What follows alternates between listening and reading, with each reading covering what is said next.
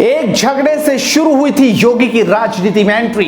मुस्लिमों के लिए दिया था धरना, योगी के अनसुने राज आज आपके लिए लेकर आए हैं। तो चलिए शुरुआत करते हैं। नमस्कार, स्वागत है आपका हेडलाइंस इंडिया पर। मैं हूं नवीन चौहान। यूपी के मुख्यमंत्री की जिंदगी में कितने रंग हैं, आज उनकी किताब के कुछ ऐसे पन्ने पलटेंगे जिन्हें देखकर आपको हैरानी होगी। 1972 में पैदा हुए थे योगी आदित्यनाथ, वही योगी आदित्यनाथ जो मौजूदा वक्त में देश के सबसे बड़े सूबे के सीएम हैं। आज योगी आदित्यनाथ 50 साल के हो गए हैं। योगी की शख्सियत पर बारीकी से नजर डालें तो योगी कई रंग में नजर आए, कभी एक सन्यासी के रूप में तो कभी एक छात्र नेता के रूप में, कभी गांधीगिरी करते योगी तो कभी अपने तल्ख तेवर वाले योगी, कभी इमोशनल होते योगी तो कभी सियासत में बड़ा उलटफेर कर राजनीतिक पंडितों को हैरान करने वाले योगी। लेकिन बात एक झगड़ा जिससे राजनीति में हुई एंग्री यंग मैन की एंट्री। बात कई साल पुरानी है। गोरखपुर में एक इंटर कॉलेज के कुछ छात्र एक दुकान पर कपड़ा खरीदने आए और उनका दुकानदार से विवाद हो गया। दुकानदार पर हमला हुआ तो उसने रिवॉल्वर निकाल ली। 2 दिन बाद दुकानदार के खिलाफ कार्रवाई की मांग को लेकर एक युवा योगी की अगुवाई में छात्रों ने उग्र प्रदर्शन किया और एसएसपी आवास की दीवार पर भी चढ़ गए। ये योगी आदित्यनाथ थे जिन्होंने कुछ समय पहले ही 15 फरवरी 1994 को नाथ संप्रदाय के सबसे प्रमुख मठ गोरखनाथ मंदिर के उत्तराधिकारी के रूप में अपने गुरु महंत अवैधनाथ से दीक्षा ली थी।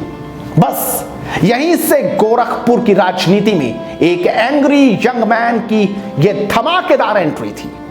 उनकी इस बढ़ती लोकप्रियता के बीच गोरखपुर मंदिर के महंत की गद्दी का उत्तराधिकारी बनाने के 4 साल बाद ही महंत अवैधनाथ ने योगी को अपना राजनीतिक उत्तराधिकारी भी बना दिया। जिस गोरखपुर से महंत अवैधनाथ 4 बार सांसद रहे, उसी सीट से योगी 1998 में 26 साल की उम्र में लोकसभा पहुंच गए।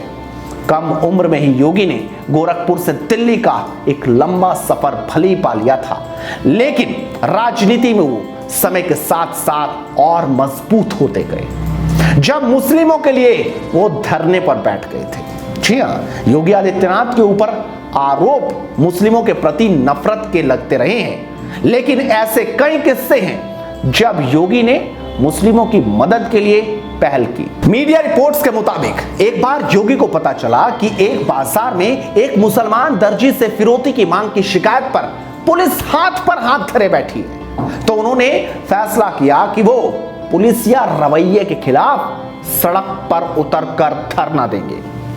उन्होंने तब तक धरना दिया जब तक आरोपी गिरफ्तार नहीं हो गया। यही नहीं, मदरसे की जमीन भी उन्होंने कब्जा मुक्त कराई थी।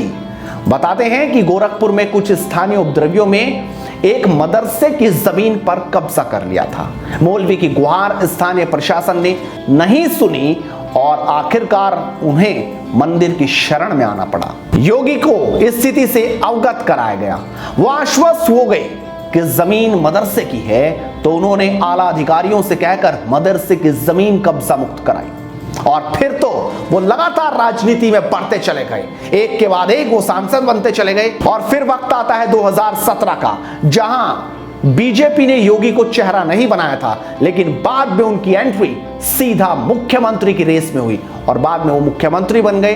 अब उनका कार्यकाल 4 साल पूरे कर चुका है। 5वें साल में वो है। 2022 में चुनाव है और योगी की पूरी ताकत यहां पर दिखाई देने लगी है। और अब तो गाहे बगाए ये भी बात सामने आती है कि अब सीएम से सीधा पीएम का सफर, यानी समझा जा सकता है कि अब कई लोग योगी को प्रधानमंत्री के तौर पर भी देखते हैं। आपको ये कहानी कैसी लगी, अपनी राय जरूर रखिए। साथ ही इस वीडियो को शेयर कीजिए और जुड़े रहिए हेडलाइंस इंडिया के साथ, क्योंकि मुद्दे की बात इसी तरह बेबाक चलती रहेगी।